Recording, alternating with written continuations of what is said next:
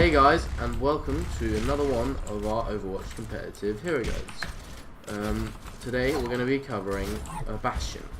So first of all, whilst in standing mode, Bastion's rifle does a 35 damage headshot and a 15 damage body shot, and has 20 bullets, becomes less accurate as you continue to fire. Next up, when he turns into turret mode, he has a 200 bullet machine gun, or sort of minigun, that does 10 damage per body hit and 25 damage per headshot. It has an extremely fast fire rate, but whilst in this mode you cannot move, you can only turn. His E ability is a self-heal. Whilst healing, you cannot shoot or move in both whilst sitting or standing. However, it heals you very quickly, and you work towards your ultimate whilst using it. Finally, actually, one thing that you want to note is whilst Bastion's in the turret form, his head box is actually at the back of the turret. So if you flank a Bastion, you can do massive damage by hitting him in the head. Finally, we have Bastion's ultimate. This turns him into a tank for 8 seconds. You do 200 damage per hit, massive splash damage, automatic fire, no reload. You can still heal whilst in it, and you get 450 health. And that is Bastion. Yeah. So the main thing with Bastion, basically, you've got to utilise the fact you have so much firepower instead of, really just let the tanks sink the damage, basically. And that's really important. And then, although you've got to be holding down a place where you think you're going to get the most damage done, you've got to be moving, because it's like a fire will just take you down so fast.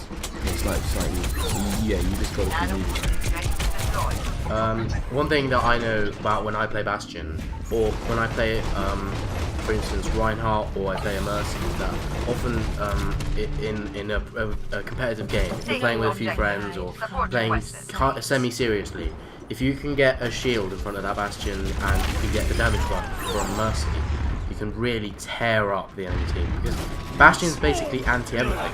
The thing with Bastion is that it's not just like an anti-tank; it's anti-everything. Of course, he has his counters, right? There are certain things that counter Bastions. For instance, there's a Genji with his shield, like his reflect, because you pump out so many bullets per second that reflect that can tear you down instantly if he times it and you don't stop shooting.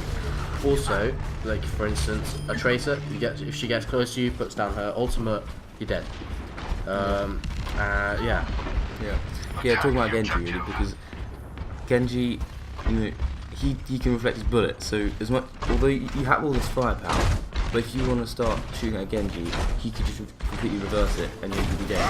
So over time, when Genji will die. As soon as it starts reflecting the rest of the stuff, just don't even go there. Yeah. It's more that you have to have the trigger discipline. You got to know when he's about to start it. If you see him starting to reflect, you got to stop straight away, because even if you do stop straight away, you're gonna receive quite a lot of damage just from the initial reflect. Yeah. But if you do stop, then his reflect only lasts a few seconds. Once it's down, he's completely vulnerable, and you can really take him out.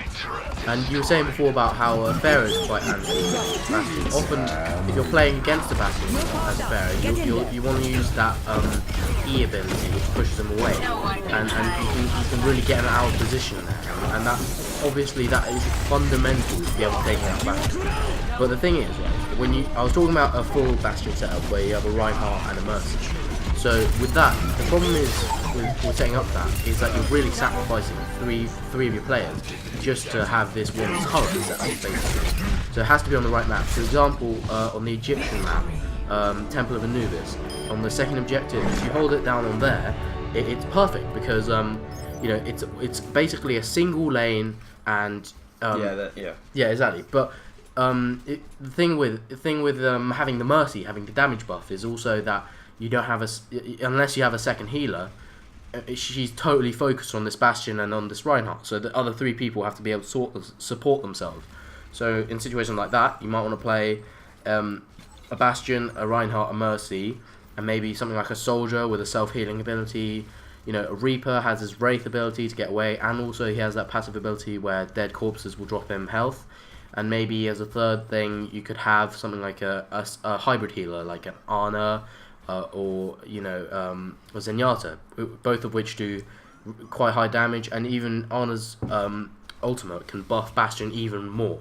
So if you devote to a Bastion, you got to make sure that the other teammates can self-support, because otherwise you've sacrificed your healer to the single player, and your other players are becoming useless almost, and it's very important.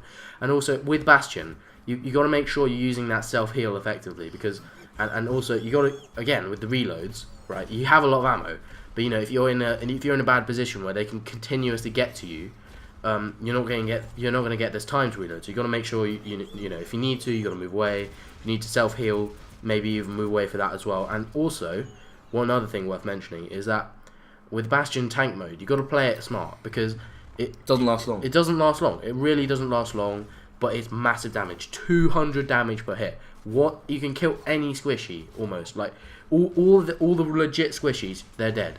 So if you can play it right, if you can play the cards right, you're doing well. But again, a Genji's Reflect absolutely ruins the Bastion in the same way. And Reinhardt, because they soak a lot. He just soaks up the damage, and then suddenly you're out of position, you're out of tank mode. That speed boost is gone, and you've only got your assault rifle. But you might well be out in the open because you thought you went out as a tank. Because obviously, I mean, in the literal sense of being a tank, and also in the sense of the sort of game of having 450 health and just being able to tank all the damage. So you got to make sure that you're not out of position. So yeah, there's a lot to think about when playing a Bastion effectively. One thing is for sure though, do not play the Bastion aggressively, because there are better aggressive heroes. Despite the fact that his ultimate is very powerful, you won't want to play him as an aggressive hero, because then you're losing out on being able to actually capture the objective. And also make sure that if you're devoting yourself to a Bastion, that you have other support characters or other characters that can support themselves, so that you don't get screwed over in that situation.